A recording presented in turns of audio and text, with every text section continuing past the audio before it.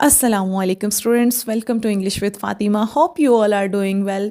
Students, sometimes हमें अपनी gathering में अपनी फैमिली या अपने रिलेटिव्स के बारे में इंग्लिश में कम्युनिकेट करने की ज़रूरत पेश आती है, मगर ऐसे मौके पर हम दूसरी चीज़ों के बारे में तो इंग्लिश में बात कर ही लेते हैं, लेकिन जब बात आती है अपनी फैमिली या अपने रिलेटिव्स के बारे में बताने की तो we do get confused, isn't it?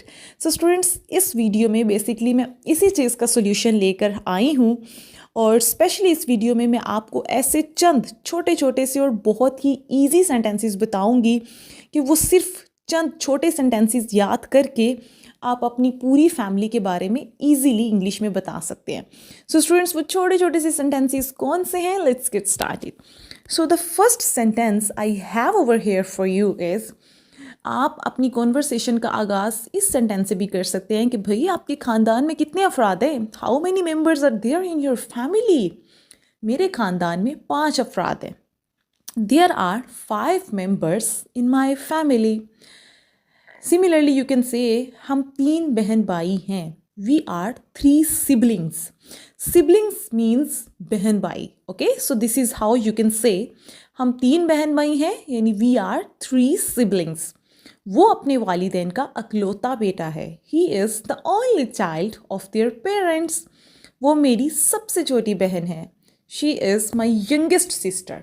Okay, यहाँ पे एक चीज़ याद रखिएगा, यंगेस्ट मीन्स सबसे छोटी. ओके, लेकिन अगर मैं यंगर बोलती तो इसका मतलब होता है छोटी. Okay, so I said youngest. Okay, so don't forget it. वो मेरी सबसे छोटी बहन है. She is my youngest sister. वो मेरे से छोटी है. She is younger than me. Okay, so youngest और यंगर का डिफरेंस मैंने बताया कि यंगेस्ट मीन्स सबसे छोटी एंड यंगर मीन्स छोटी. ओके, मरियम मंजली बच्ची है. Mariyam is the middle child. मैं जॉइंट फैमिली में रहती हूँ. I live in a joint family.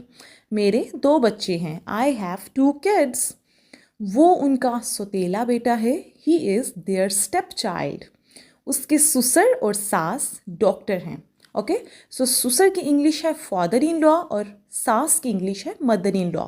So you can say his father in law and mother in law are doctors. उसका बहनोई एक वकील है. His brother in law is a lawyer. So बहनोई की इंग्लिश हुई brother in law.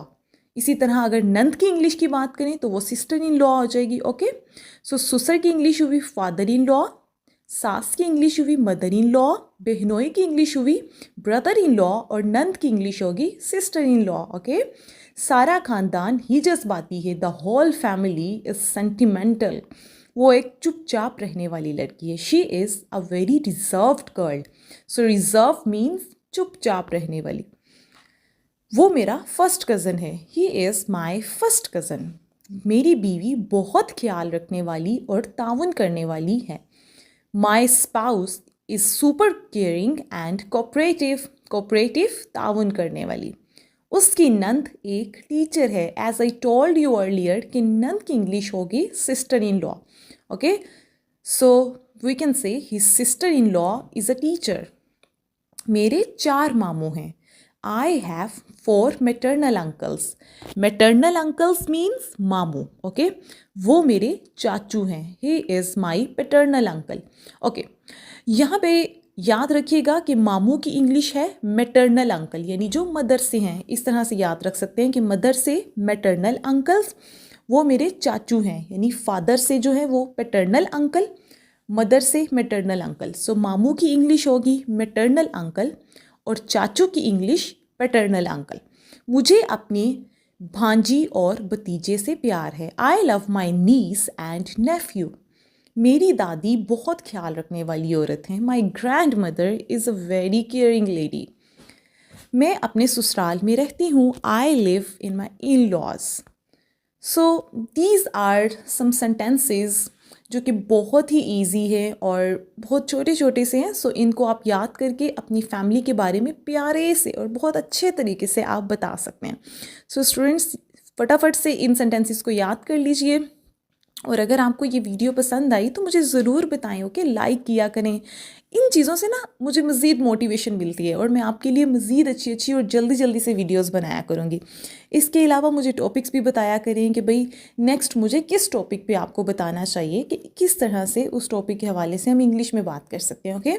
So don't forget to like, subscribe and yes, do press the notification bell button, okay, ताकि आपको नोटिफिकेशंस भी रेगुलरली और टाइम पे मिलते रहे। Thank you so much.